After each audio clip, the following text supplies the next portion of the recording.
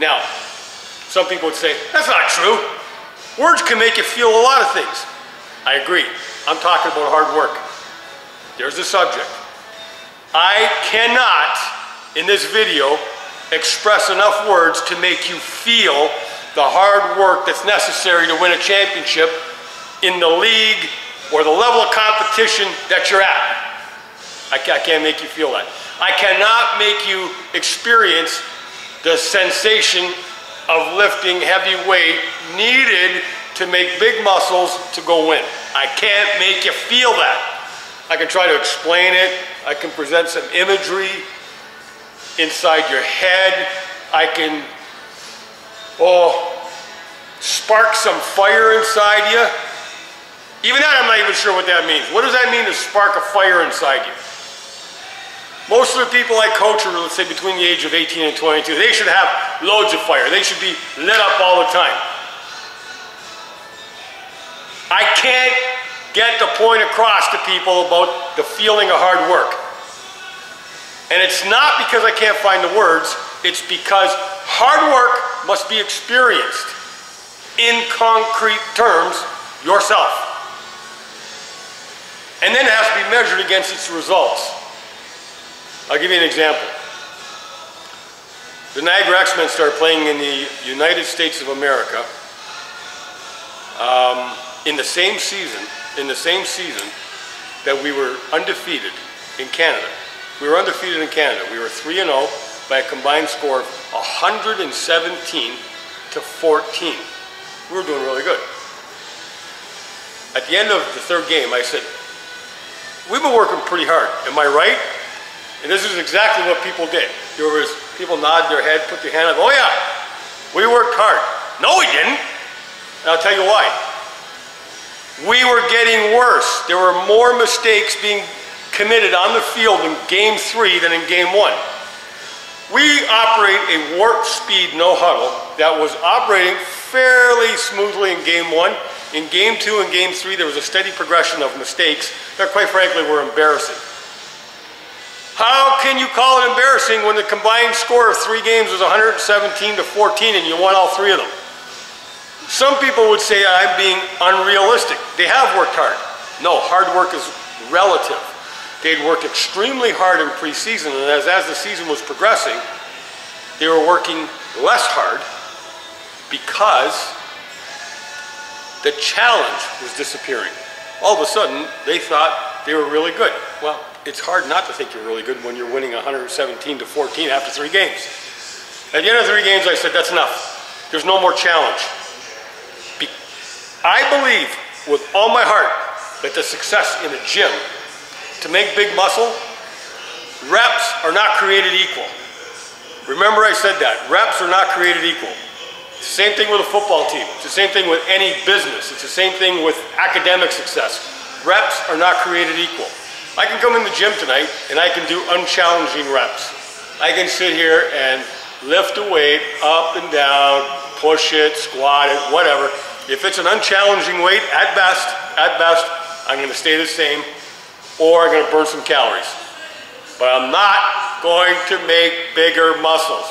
I'm not going to get stronger. I am not going to get stronger because the reps are not challenging enough. Then there's challenging reps. Challenging reps are reps that present the S word, struggle. Hard work means there's got to be struggle attached to it. It's got to force you to break through that struggle. It's got to force you to convert struggle into something positive. If you can't convert it to something positive, you got to try again. Or you ultimately quit and just get out of the game. And that applies to anything in life, not just sports. The definition of hard work then, what I try to explain to players is this is what you can expect, but we're going to have to experience it.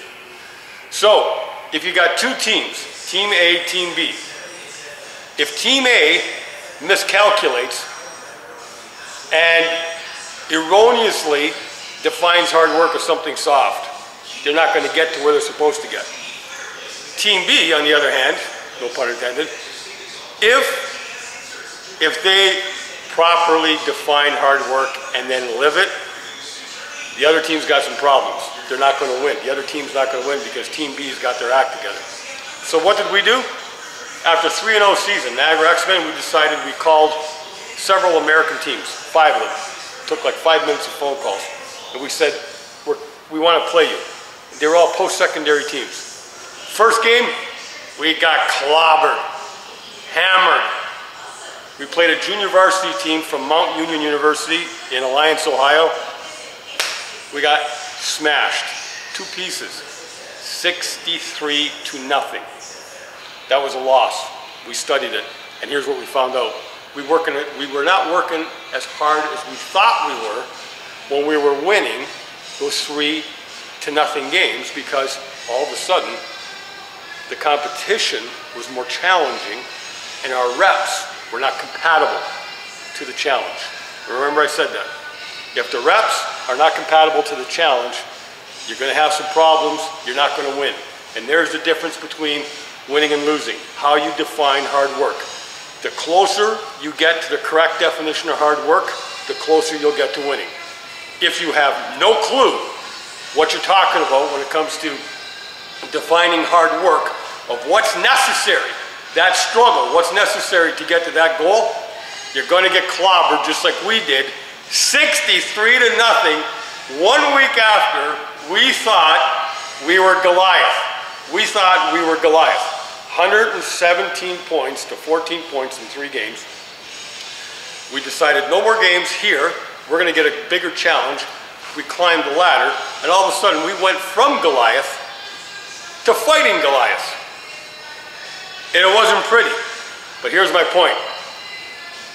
We redefined hard work overnight by studying failure.